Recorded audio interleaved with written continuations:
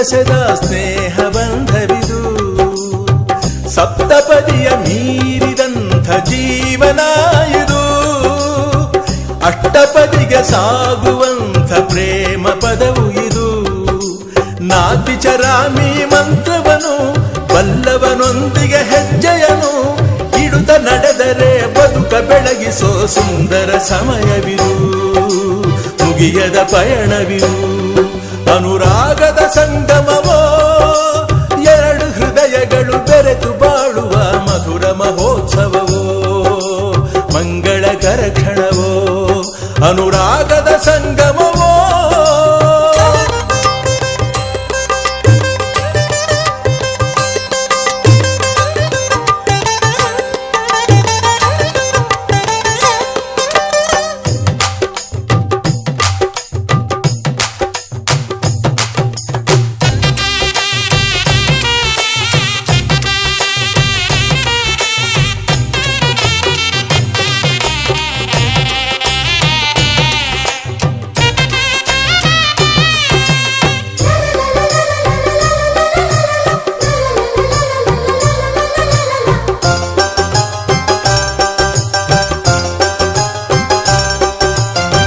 ಹೆಣ್ಣ ವೈರಿ ಹೆಣ್ಣಿಗೆಂಬ ಮಾತೆ ಸುಳ್ಳಾಯ್ತು.